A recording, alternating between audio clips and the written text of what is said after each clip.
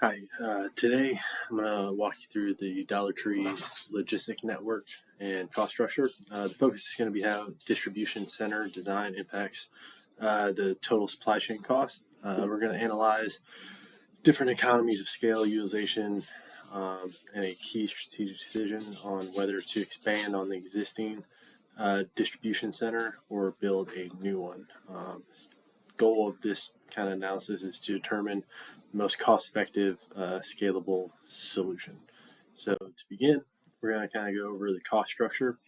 So the Dollar Tree's logistic cost structure is dominated by transportation, right? Inbound transportation is a large component at 37%, followed by the distribution center facility costs at 20%, and then outbound transportation at 25%.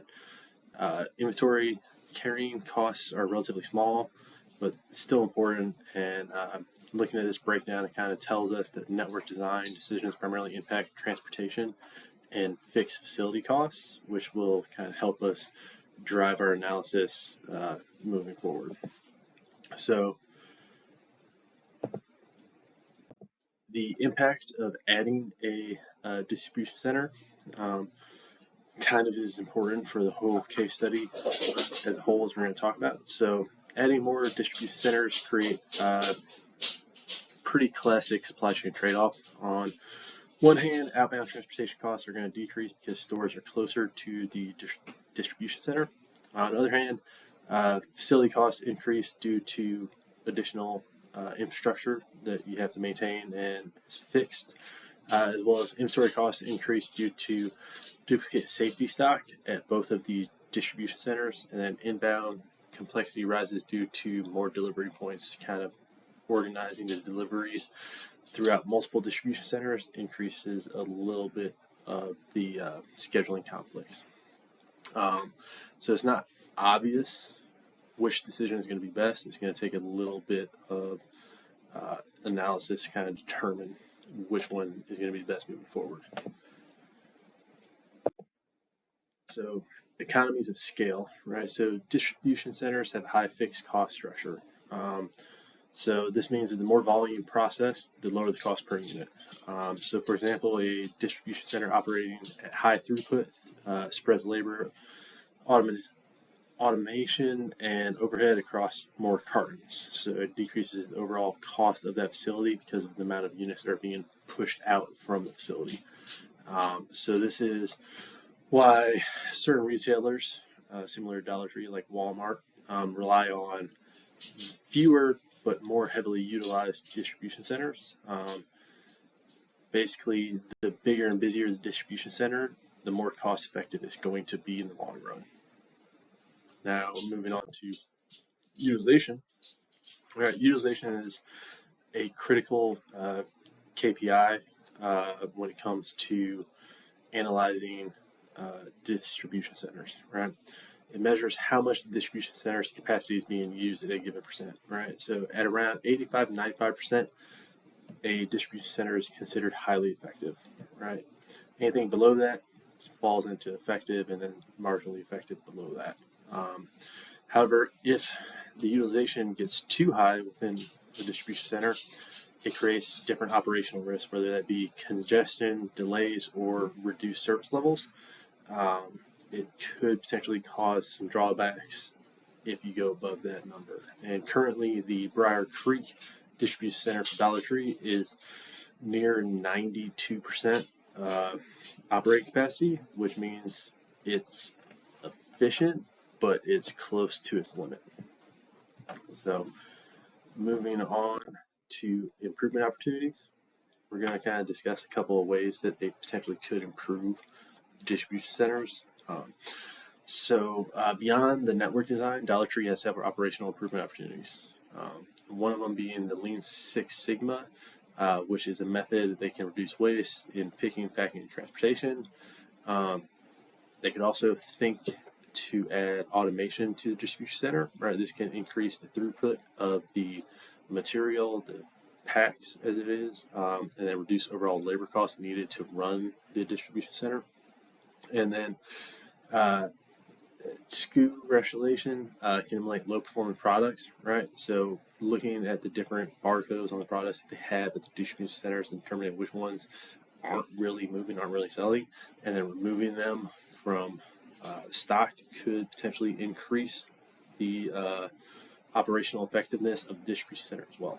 And then cross stocking, right? Minimize storage time, inventory holding costs.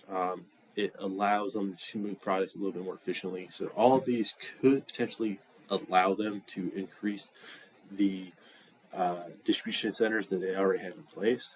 But there's another option. So moving on to expansion options, right? Right now we're going to consider two main options, right? Expanding on the existing Briar Creek distribution center or building a new distribution center in Hartford, right? While expanding on the Briar Creek location, leverages existing infrastructure and the different economies within its uh, geographic origin. Building a new distribution center improves the coverage of different geographic areas and reduces the transportation distance between the distribution center and the stores, right? So this sets up a trade-off between the cost efficiency of the one that is already up and running and then improving the network flexibility within the delivery area of Dollar Tree. So next we're going to kind of move into a little bit of the cost comparison.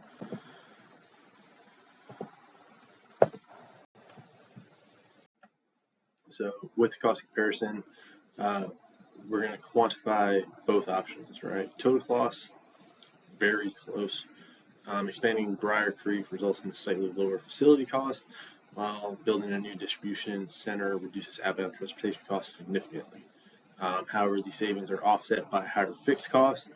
So the key takeaway decision is not purely cost driven, even though the new location really, in my opinion, does have a better option for them, but it comes to different strategies that they want to utilize within the company.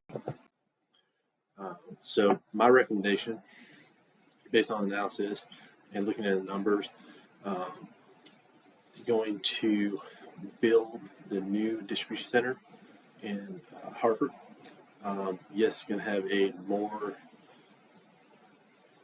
or a larger increase to the overall like standing cost of distribution centers and whatnot, but it's going to significantly reduce the um, distribution costs and give them a little bit more flexibility.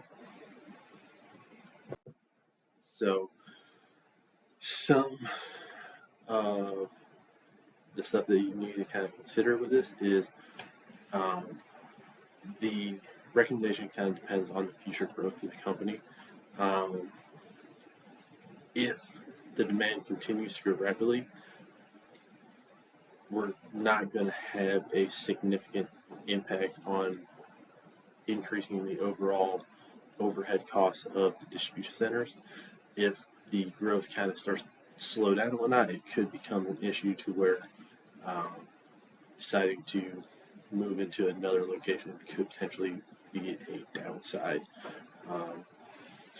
Overall, I think that building the second distribution center gives better geographic coverage, and then it also provides increased scalability for the company, which, while expanding the Briar Creek location, reduces the overall overhead. It very easily could become overutilized given its current 92% utilization rate, and services and everything could begin to decline because of that. So in conclusion, the Dollar Tree's cost structure is very heavily influenced by transportation, which is why I recommended decreasing transportation costs by building a second distribution center. It gives them a little bit more of a broad distribution area, and then overall the expansion, whether they decide to do it or not, it kind of comes down to a trade-off between uh, long-term flexibility and potential short-term savings if they decide not to. But this concludes my analysis.